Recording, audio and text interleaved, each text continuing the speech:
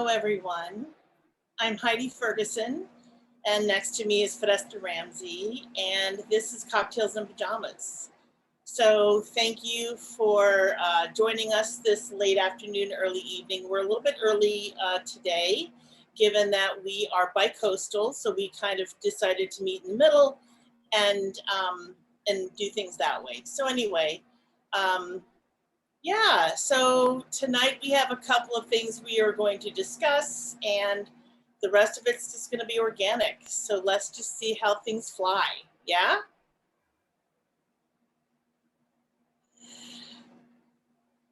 So what is shaking on your end, my friend?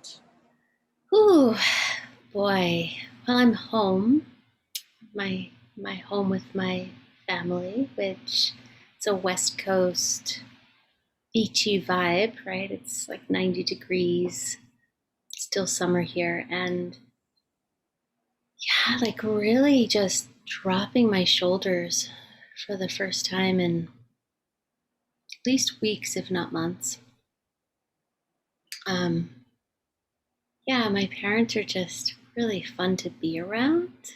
They're like giggly, they're nonconformists, they can go sociopolitical, they can go naturalist, right? Like there's a common thread between us in those things. And I didn't realize just how much I needed to be here and to be throwing no shade at my partner, but to be with Afghans during this time. I don't have a Afghan community in New York.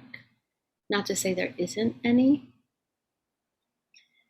And right now, the country is in that last stronghold, breaking news, live updates state that it's been really the last 3.5 weeks.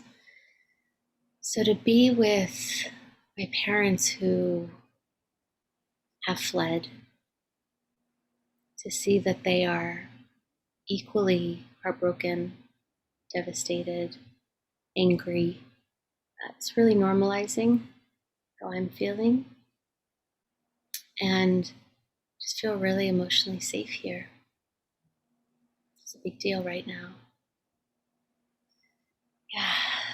So that's kind of the place I am, and just sort of like a little cat that can like lick its whiskers and relax for a minute while this is all still unfolding.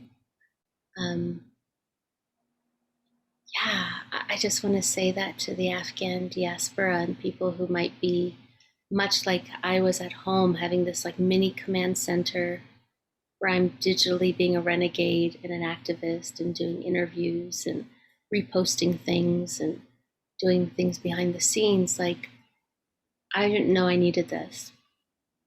So I just really want to lift that up for anyone who is also in their mini command center in the corner of the house, trying to do it all alone. Right? Yeah, we need each other, and the empathy and the care and the love is really good medicine from friends and partners and all of that. But the people who have done who have lived what is kind of happening right now, it's a different level. It's just a different level. Yeah. So that's me right now. Still a little messy and hopeful all at the same time.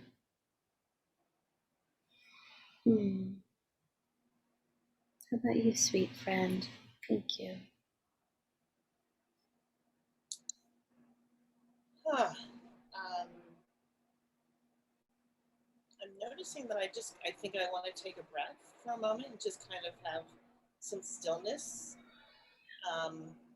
for myself and for you and for whoever might need that right now. So maybe 10 seconds, which is maybe weird for airtime, but I don't care. Yeah, so let's just take a breath.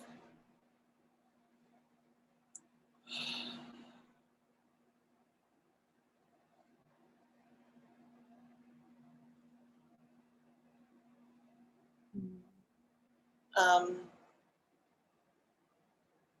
so I'm noticing as I bring myself here today that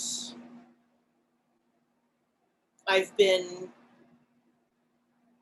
doing so I feel like I practice self-care pretty well. Like I feel like I have a pretty decent practice of that. And I also noticed that right now, during what there's so much going on, which everyone keeps saying, there's so much going on, and there is so much going on. And so I've had to up level what that means for me. So what I've been doing is only letting in what I can handle. And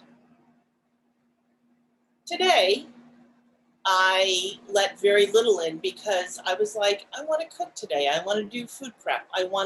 That was my self-care. And I can really get into this place of, it feels very meditative. It feels very cathartic because it's just kind of mindless. I'm cutting, I am food processing, I am stirring, I'm, doing all the things. And the aroma of all that, like that just fills my heart. Like I don't even know what to do with myself sometimes because it just is so yummy. And and then to also, one of my exes from, my God, years ago, college days, um, he really encouraged me to be, he was like, you need to be more free in the kitchen. And I cannot do a Pakistani accent, but he was Pakistani, and he was like, you need to be more free in the kitchen, because I was very kind of like, da, da, da, da, da. And he's like, Heidi, loosen up, like, blah, blah, blah.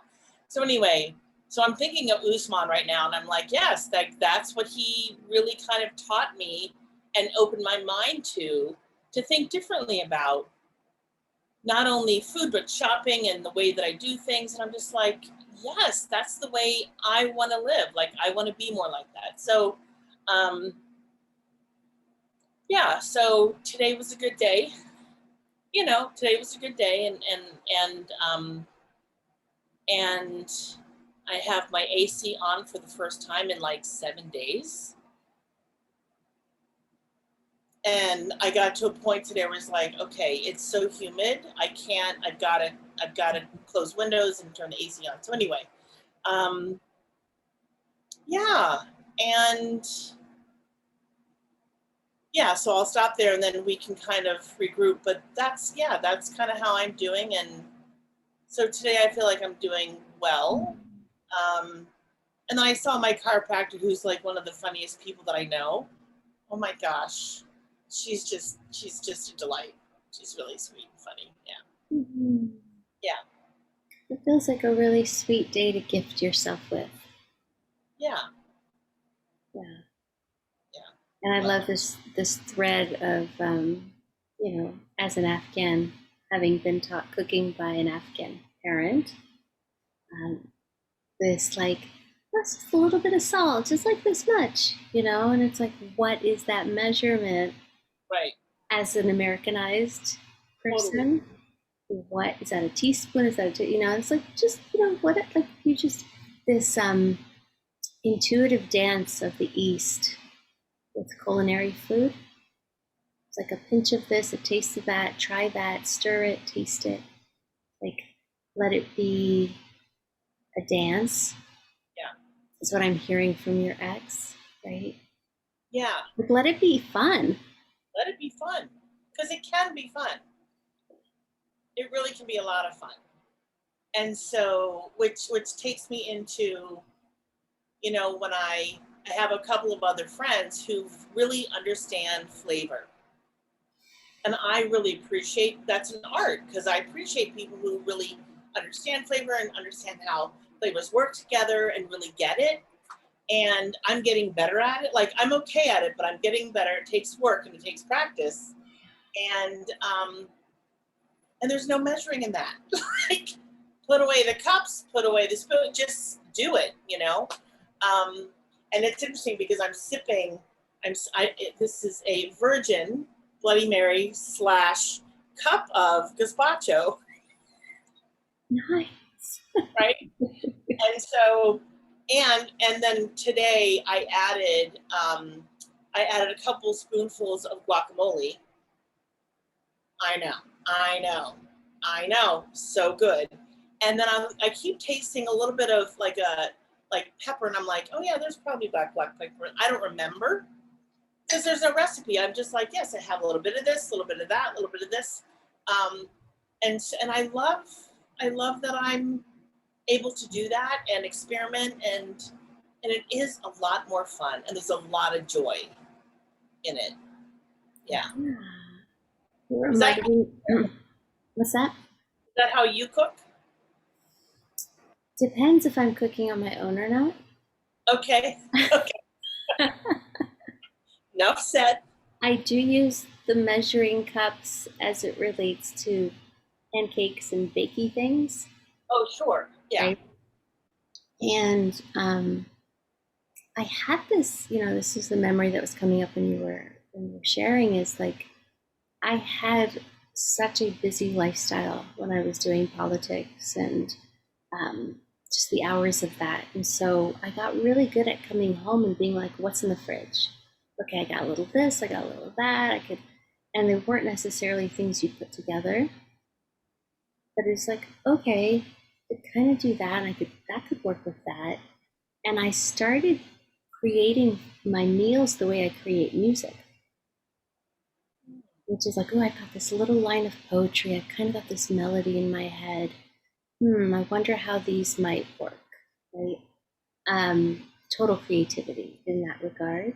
I think I have my standards now, the things I know I like to eat and how to make them, so that sometimes I can almost, to a fault, be on autopilot in cooking.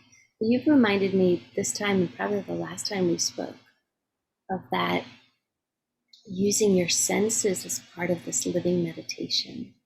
Yes. How does it feel to chop the carrots? What's it smell like when you put in those spices? I'm so fragrance oriented personally, like taste and smell. And I was like, what is that smell kind of now being in the house between the onions and the garlic and basil? So I thoroughly enjoy it from that place. I love cooking from a place of creation and sensory experience. And I find that for me, it's a way to express love. Like if I'm cooking for someone, that's my heart in that pot, or on the pan on the stove or whatever. Like I really want to bring forth myself in the flavors of whatever I'm cooking. I mean, I love that. Yeah. That's my heart right there. For sure. So beautiful. Just Yeah. for people also to remember when someone is cooking for them, that might be the way they're experiencing that offering, right, to a guest.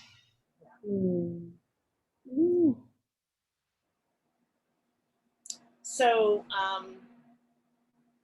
last time we talked a little bit about friendship, and I think I shared with you earlier that I kind of went down this YouTube hole earlier today. And and I was watching this interview between Seth Meyers and John Mulaney. And John Mulaney took kind of like a year off. So he went to rehab, he got divorced from his wife, blah, blah, blah, blah, blah. And he actually went to rehab twice. So I knew that Seth and John were really good friends, but I didn't know how tight they were. So the second time he went to rehab, Seth created this intervention for him because it was very obvious that he had fallen off the wagon and gotten back into drinking and cocaine and whatnot. And he knew, like John was very forthright in the interview. And I have to say, I was just so touched by the friendship between these two men, but also Seth's real, pure love for his friend and how open he was about it and how much John appreciated, even though in the moment he didn't like the intervention, he didn't appreciate it because he wanted to get high, but he was also like, and he knew that he needed it. And so it was just a really sweet, yeah, it was a really sweet interview. And I was just like, God, I really hope everybody has at least one friend who, if they're in trouble, like can identify that they're in trouble without shame, without guilt, and just say, we love you, we have your back, and we want to offer you support. Because life is just it's so damn hard. And we're all really dealing with a lot right now, you know? And so, and I shared, we spoke yesterday, I guess. It feels like 24 hours ago. But, we talk, which is wonderful. I'm glad that we talk often. And I was just saying how, for me, this is the way, if I can't see you in person, this is how I connect with people. I like to see their face. I like to, hear their words and see their expression and all that kind of stuff. And my circle's getting smaller. And I'm really getting a lot more picky and choosy about the people with whom I spend time. And it's not that those who are in the past aren't still a part of my life, and they can come back around. That might resurface again. But right now, I have a really tight circle, and I'm okay with that, because I feel like, because we do the communication, because we do the work on ourselves, we clean up our side of the street, we support one another, all that.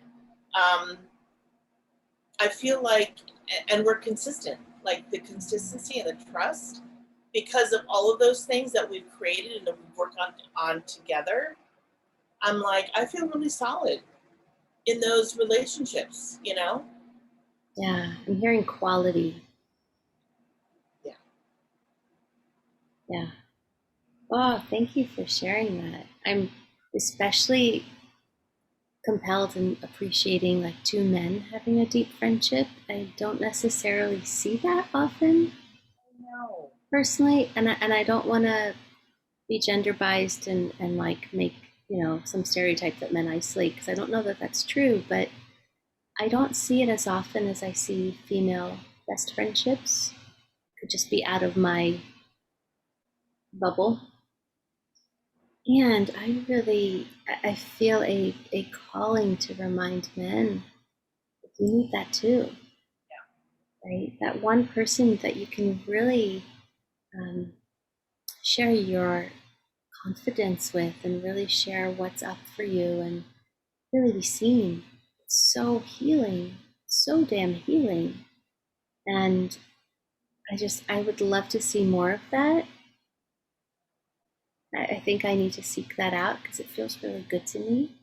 Yeah. Men talking to each other about the deep stuff and having each other's backs feels really healthy to me. And I'm with you on the, I actually want to lift up the words choosy and picky as like better discernment, right? Like, right?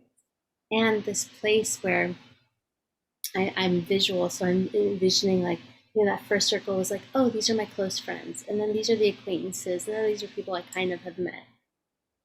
And I feel like 6 more rings got put into that during the pandemic, where it was like, oh no, there's those first chairs, like, then there's the inner circle, then there's close friends. And I don't know necessarily the demarcations of the other ones, but I actually feel like within what used to be like 3 rings is like 8 rings now. And like you, particularly in times of crisis, and like you said, everyone's had their tribulations. And just being human, this whole being human thing has its tribulations. It's become fundamentally important, the quality of those friends for me. Yeah. And a sort of a healthy low tolerance for bullshit. had 0. Yeah, I thought I had 0 before. Apparently, there's more. Right. Because you can Because find now, everyone. because and it's coming from a place that's a little threadbare. I own, right? That's tired. That's been advocating and continuing to adult through all of this. But it also feels like it's coming from a really healthy place. That's like drama and negative energy and, let's say, chronic drama. So we can have conflicts with our close friends, but it's like, wow, this is how you operate. You can't do this. Um,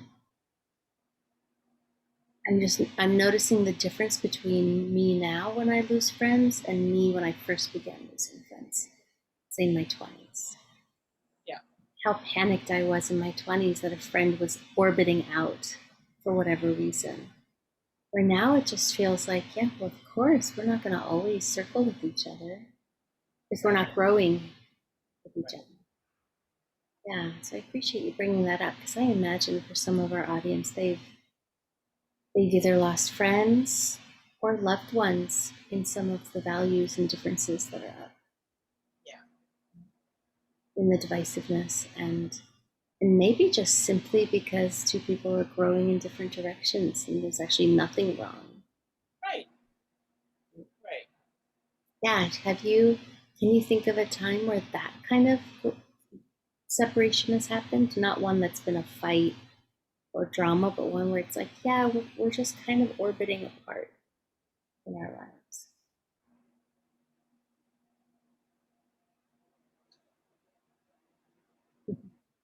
Um, yeah, I mean, I think there's actually something current that is going on for me right now, and uh,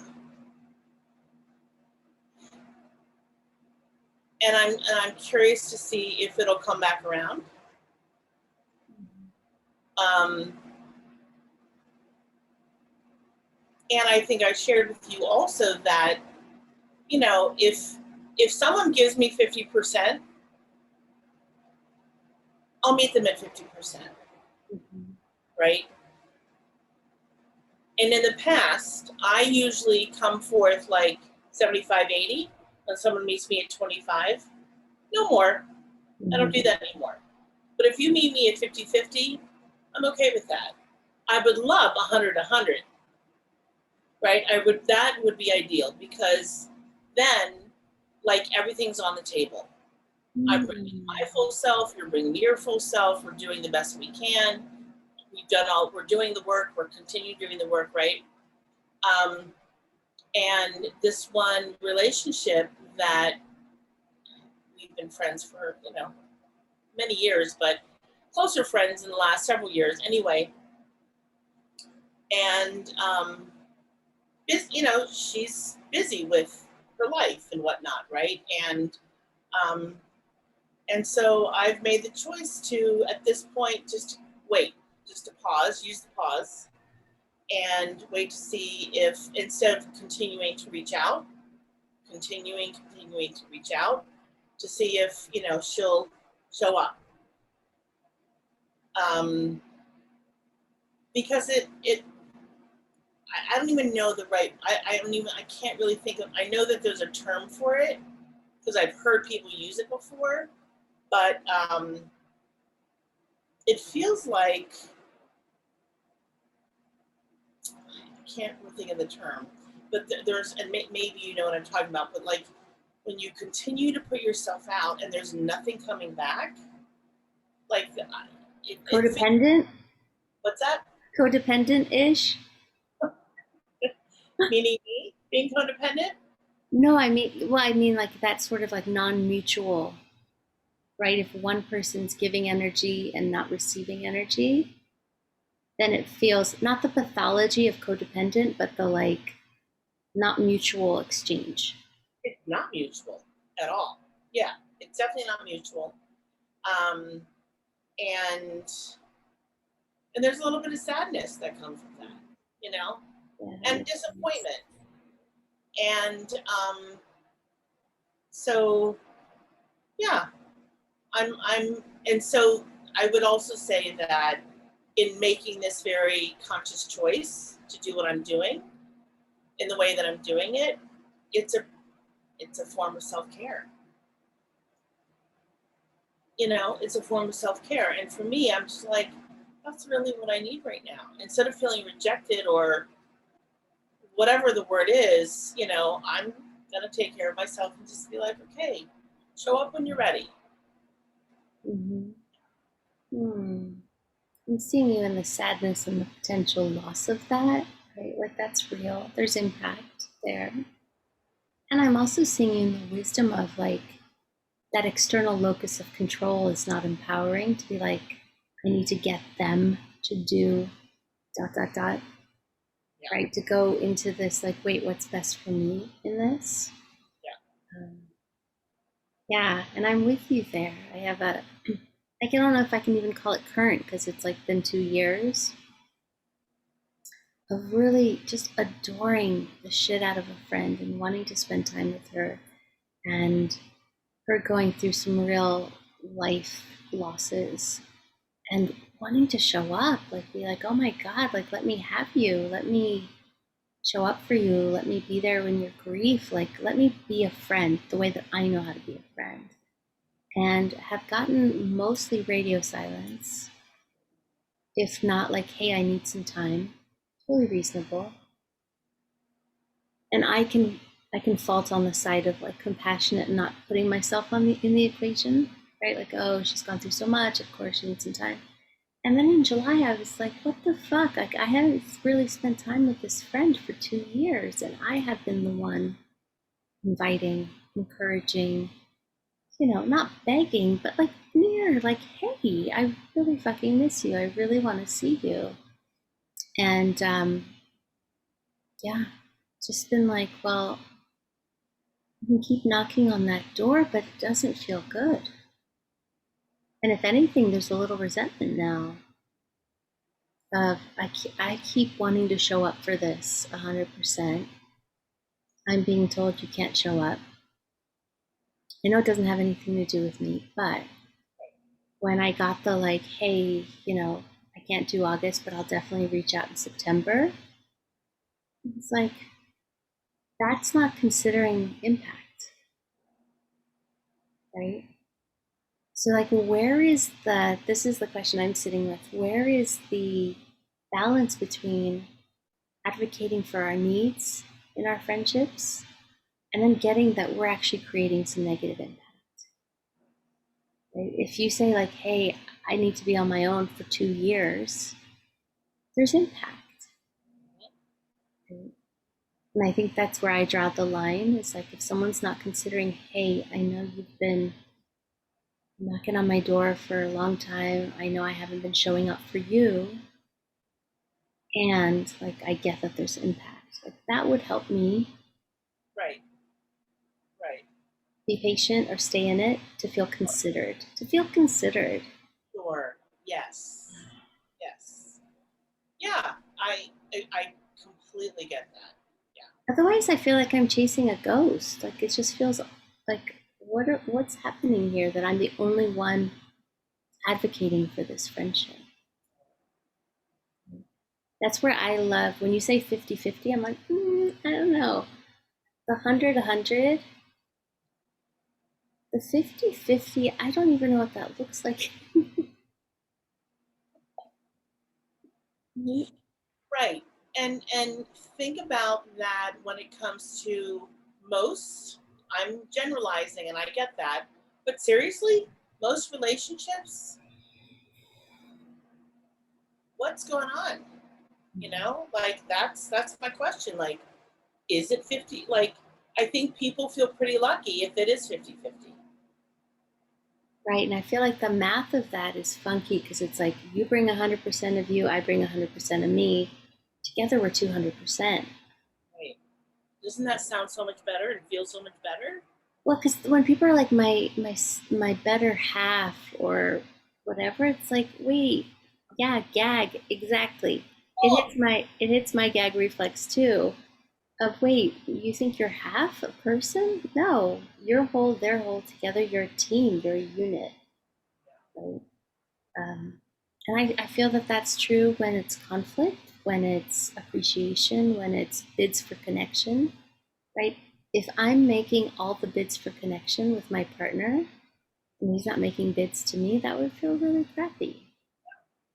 And yeah, it does translate into everything for those of us who want to show up. Right, right. Mm.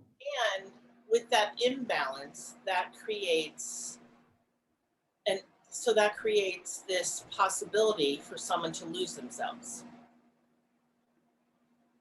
in a relationship. Um, and I mean, I'm like, I'm owning it. Like I did that, and that was because he didn't. I don't know if he didn't have it in him or what the issue was, but there was very, very, very little showing up, almost at all. And so I was having to do so much of the work, and with very little on the other side, and I lost myself. I literally lost myself in that relationship, and I thought, my God, what's happening? B, who am I? Mm. And C, how can I fix this? Mhm. And the way that it got fixed was the relationship ended. And when it ended, I was like, I felt like a newborn. Like I felt like I had I felt like the phoenix who had come through the ashes without even realizing that I was doing that. But it felt like a rebirth to me because I was like, oh my God, this is my life. These are my things. I'm living by myself and I love this. I have no responsibilities. I don't have to report to anyone. I don't have to. It was just, I was like, oh my God, I love my single life, like and it didn't take long for me to get there either. It really didn't. And I thought, wow, there's something to that. Like if it didn't take me long to get there, I really need to look at that and process that and figure that out, because if I'm going to be in a relationship with someone, I want to feel like I want to be there with them. Not what would it look like if I wasn't. Mhm. I'd be happier if I wasn't, right? Um, yeah, and I know so many people, so many women, I would say, again, generalizing, but women who are in that situation, who are losing themselves left and right. And that's really, and not staying connected with their communities, with their people, with their besties or whatever. And I guess I'm gonna, talk to the audience by saying, like, if you find yourself in that situation, please reach out. Like, reach out to a friend, send a text, send an email, just say, hey, I know it's been a while, whatever it is you need to do, because we really need each other. We really, truly need each other. Because like I said, at the very, very beginning, it's 40 minutes in, where, life's hard. Life is hard. We're not supposed to do this by ourselves, people. We're not. Yeah.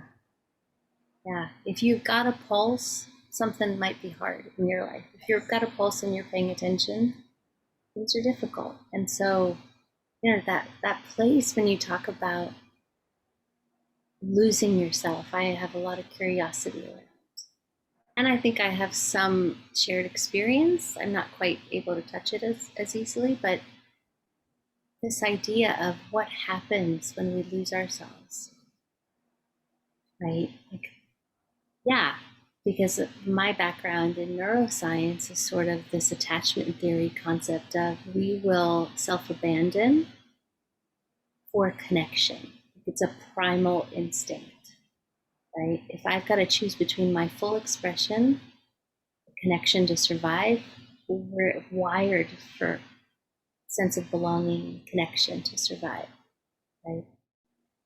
And I find the work, particularly with my clients, is what happens when you don't self-abandon and you speak your truth and you have to deal with the discomfort or build capacity for the discomfort of risking connection. Someone not being happy about that healthy boundary, someone not wanting to play a better game relationship with you, someone not knowing how, as you said, or not having the fundamental training to do that up leveling, right? So yeah, I'm curious about this, and maybe it's not a choice point, maybe I'm oversimplifying that place where we lose ourselves. What does that feel like, look like, sound like to you? And is it a moment or is it like a chronic chipping away? It's a chronic chipping away. Mm-hmm. Yeah, it happens over time, and it's subtle, really subtle, and because life gets busy and things happen and we're putting out fires and we're taking care of little details, whatever, and doing the communication for the kids, or being the go between school and kids and this and that and that. It's easy to get lost because of the busyness, right? Like, it's easy to kind of forget about my needs, Right. and what it is that's going on for me, and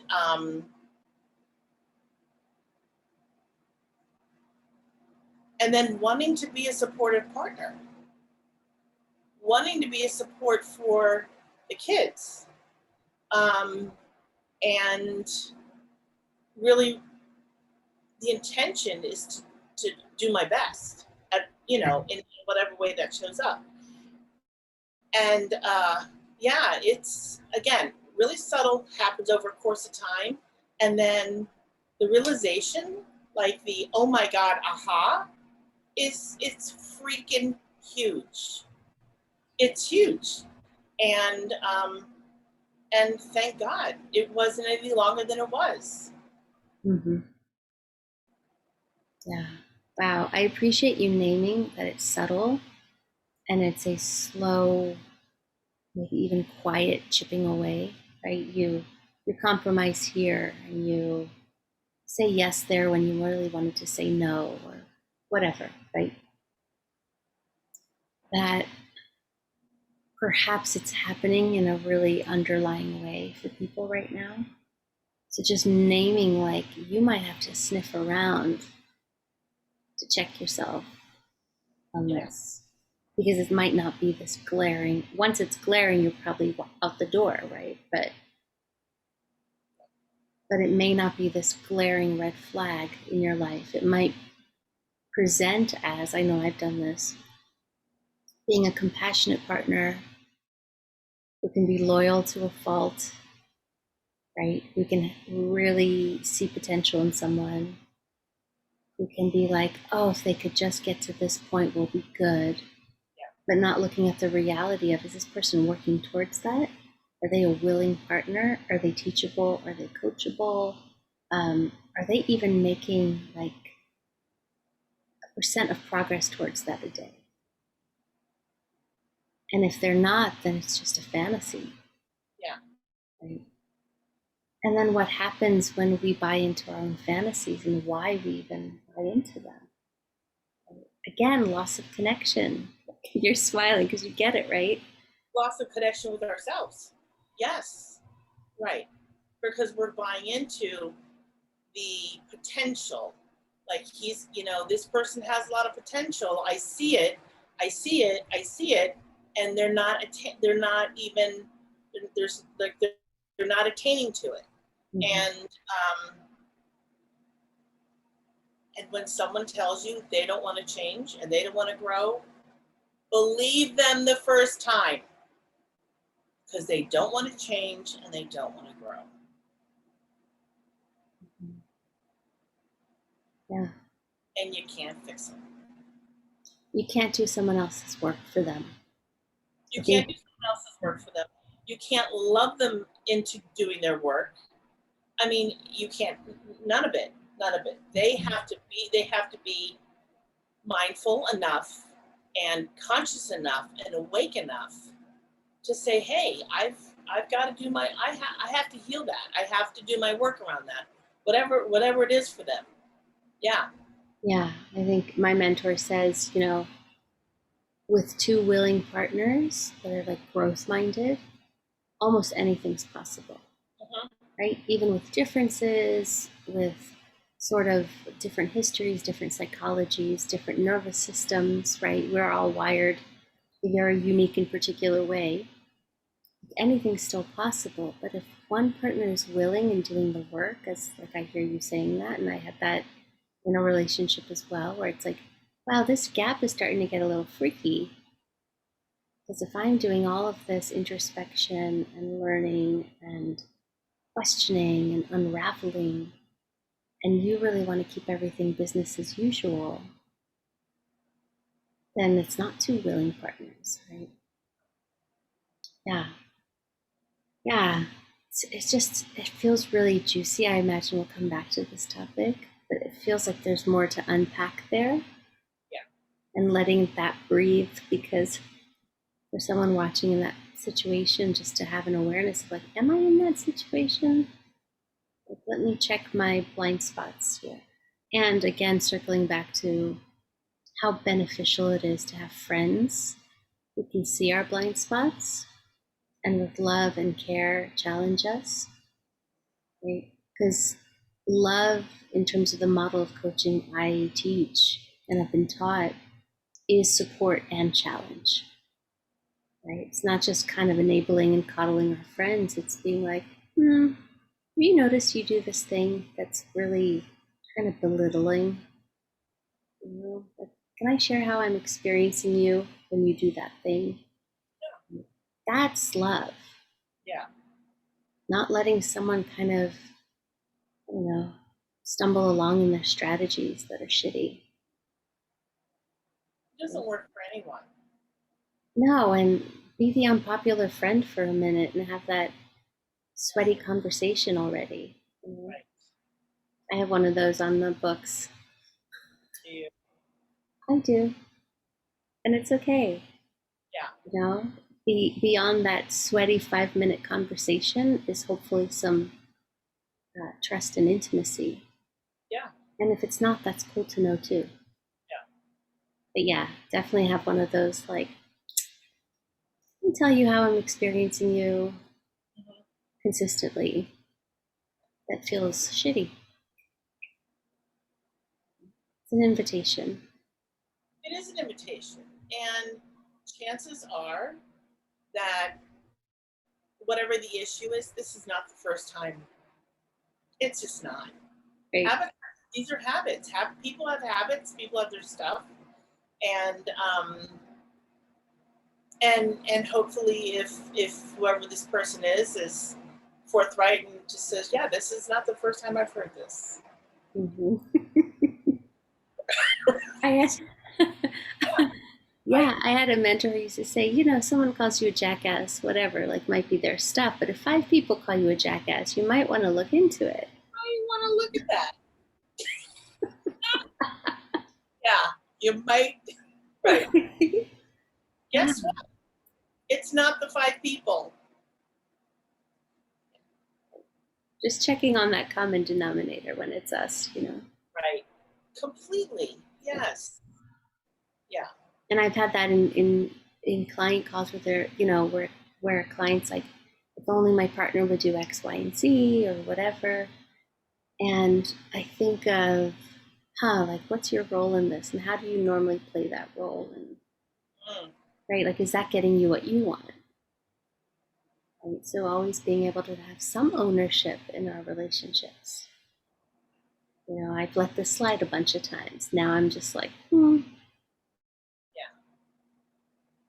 Yeah. And bless my low tolerance right now, because because I'm being real with people. Not mean, but real. And I think people get that distinction confused. You can have kind, honest truths and not have to be mean or like, I don't know, tactless about it. Right. Right. Because that actually doesn't feel good to anyone, not even the person delivering it. No, it doesn't feel good for the friendship. No. Yeah. Yeah. So I'm all about pretty timely, kind truths right now. Feels good. I love the word. I love the word timely. I do. It's a great word. Oh, goodness.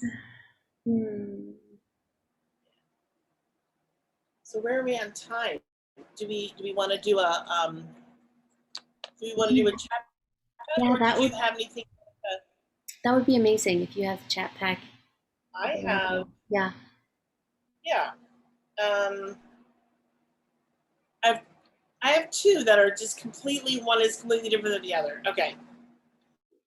What do you think is the most significant invention in world history? I know. I guess first thought, best thought, I think electricity, but then I'm also thinking of like the wheel. I thought of the wheel too. I did. I was like, the wheel, because think about everything that we use, like without the wheel, I think the wheels. How interesting that we both thought of that. Yeah. Okay. Who do you think is the most talented actor / actress of all time? Well, for my vote, I'd say Daniel Day-Lewis. He's my favorite as it relates to, I think, his craft of embodying. That's what really gets me. Right? Like he told Spielberg that he needed a year to embody Abraham Lincoln, to really get the voice and the personage and the walk and the like who this human was down, alongside with logistical stuff. But for him, it was learning to embody another human being as the craft versus like, oh, I'm putting on a character and I can do that. Yeah. From Last of the Mohicans to My Left Foot to There Will Be Blood to Gangs of New York to my favorite, which was Lincoln. Just this human who like you almost forget exists as an actor in the magic of who they become. Like holy shit, really incredible. So yeah, he has my vote as just how seriously he takes it and how much that like actually has returns for the audience. Yeah. What about you? Who's your most favorite actor or actress? No, I have two. Okay. So Daniel Day. Ah, I didn't know that. And Philip Seymour Hoffman. Yes, absolutely. Oh my gosh, I love knowing that. I love knowing that we have that. That's just something I didn't know. Yeah. Yeah. Do you want to share why with either or both? I feel like if I start talking about Philip, I will start to cry. Um,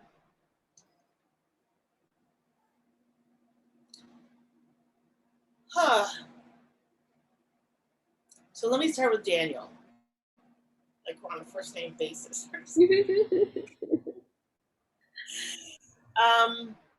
If I recall, the first movie that I saw of his was My Left Foot. And I don't know that I had really heard of him or really seen his acting. And I honestly could not believe that he was acting. Like I couldn't believe that he played that role the way that I was so, blown away. And then in Gangs of New York, he scared the shit out of me. And I thought, oh my, he's crazy. Like he's he's crazy. And then There Will Be Blood. Oh my God! Like I need to rewatch that movie. I need to go back. I've actually, there've been a couple movies that I've been wanting to revisit, and I thought about Gangs of New York, and I'm like, can I do it? Right? Because there's a lot of violence in that movie. But There Will Be Blood. I think I want to go back and see them. Go back and watch it again. Philip, I just.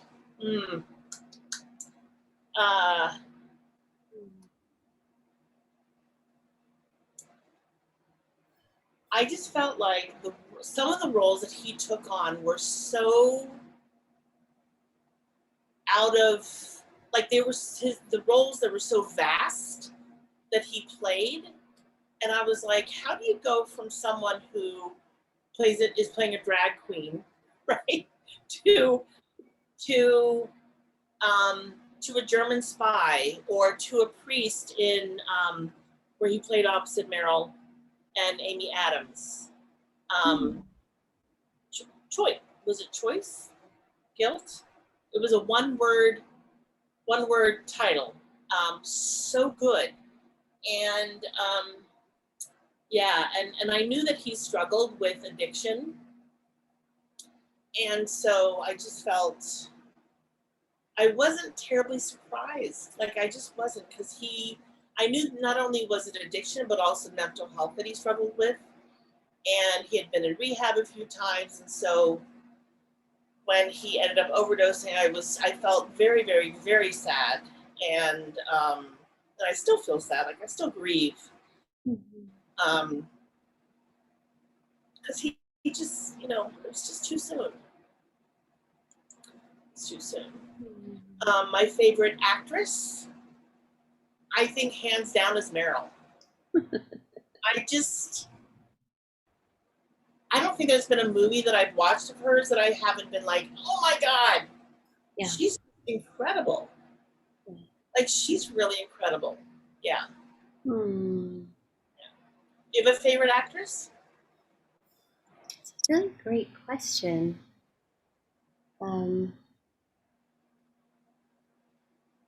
It's interesting because I think I did when I was younger, right? Like some of those Jodie Foster movies, or Julianne Moore, that sort of era of actresses. Yeah, I haven't seen much recently. It's interesting to even name. I think the actress from Harriet was pretty mind blowing. The one that played Harriet Tubman. Oh my gosh, what is? I don't know her name offhand. Ariva. Is that her last name? I don't know. I don't remember. Yeah. Incredible. But yeah, I have to think. I just haven't seen enough stuff to be like, that's my person. But I think as a teenager, I would have probably said Jodie Foster. I really dug her conviction in stuff. But I'm gonna sit with that one. No one's popping into my mind. I think and it could also be the fact that like women aren't always in these really amazing leading roles. I just want to name that. Yeah. Right. It's like how a lot of the men are getting sort of these big action-y sort of roles, and yeah. Something to ponder. Thank you, my friend. Thank you for those sweet questions and for your heartfelt love and tenderness for Philip. I understand that from people I feel I really connected to who we've lost.